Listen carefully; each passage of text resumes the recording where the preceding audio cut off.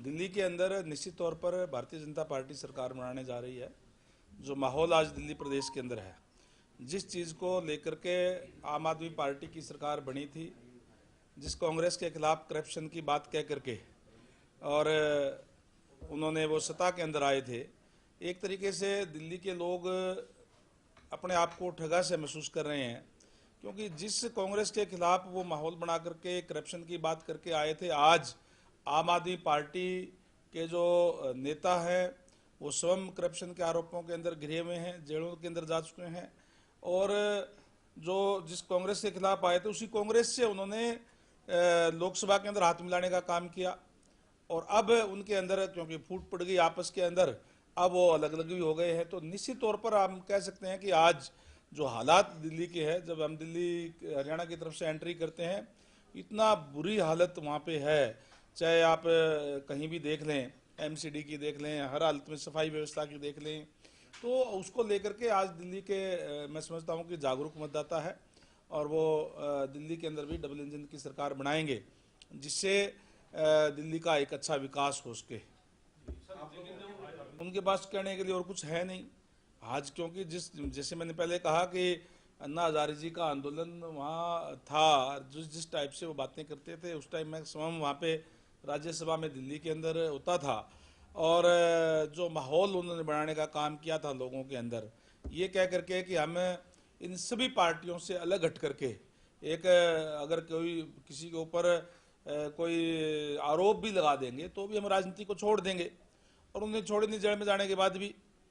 तो आप देख सकते हैं कि किस तरीके से उन्होंने जनता के साथ एक तरीके से धोखा करने का काम किया है, और किस तरीके से आज शराब के उनके ऊपर जो है आरोप है, हर जगह पे शराब खोलने का काम किया। मोहल्ला क्लिनिक तो खोले ना खोले, लेकिन हर मोहल्ले के अंदर शराब की दुकानें जरूर उन्हें खोलने का काम किया। तो इस तरीके का माहौल है, और जो व्यवस्था दिल्ली के अंदर है, आज सबसे बिगड़ी हुई व्यवस्था जो है वो दिल्ली के अंदर है। दिल्ली हमारे देश की राजधानी है, और वहाँ पे क्योंकि अब एमसीडी में भी और सरकार भी आम आदमी पार्टी की है, उसकी आदत बहुत ज़्यादा ख़राब है। नहीं, मैं इस जहाँ तक ट्रांसफ़र की बात है, ट्रांसपेरेंसी से हर काम ट्रांसपेरेंसी से आज हरियाणा सरकार के अंदर हो रहा है। ट्रांसपेरेंसी हमने ऑनलाइन कर दी है ताकि हर किसी को मौका मिले, केवल सिफारशी लोग ही अपने चॉइस के स्टेशनों पर ना जाए, इसलिए ट्रांसफ़र पॉलिसी जो है ऑनलाइन की माननीय मनोहर लाल जी के समय में ये शुरू हुई थी, उसको जारी रखने का काम नायब सैनी जी ने किया है। अच्छी बात है, ये अपने आप उनको मौका मिलता है सबको इसके अंदर। आप सिफारशी लोगों को क्या हिदायत देंगे? आपके पास सिफारिश के लिए आए या फिर ऑनलाइन ही जाए? ऑनलाइन ही जाना चाहिए। जो ऑनलाइन है पॉलिसी है, वो सिफारिश से आएंगे तो भी उनकी नहीं हो पाएगी।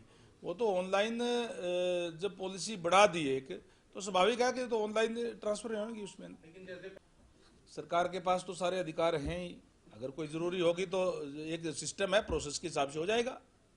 आज पूरा चाहे हमारे अपने प्रदेश की बात करें, चाहे हम देश की बात करें, नरेंद्र भाई मोदी जी पे देश की जनता विश्वास करती है। आज अभी हरियाणा के अंदर लगातार तीसरी बार सरकार बनी है। जब से हरियाणा बना है तब से लेकर आज तक किसी भी पार्टी की लगातार तीसरी बार सरकार नहीं बनी।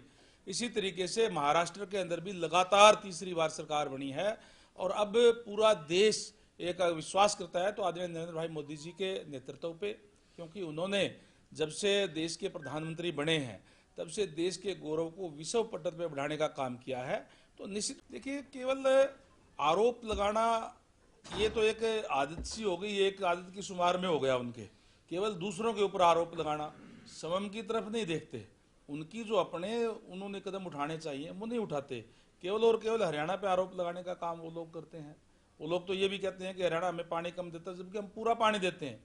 पंजाब के अंदर उनकी सरकार हमारा एसवाइल का पानी वो नहीं दे रहे, लेकिन ये आरोप लगाएंगे कि हरियाणा हमें पानी कम दे रहा है, जबकि दिल्ली की पूर्ति के लिए हरियाणा उसके जितना शेयर बनता है उससे भी कम नहीं, बल्कि उसे कुछ ना कुछ ज़्यादा देने का काम हमेशा जो है करता है। तो केजरीवाल जी की एक आदत है केवल और केवल आरोप लगाना। उनको खुद स्वयं उनको प्रदूषण के लिए, इन्वायरमेंट के लिए कदम उठाने चाहिए। सर, एक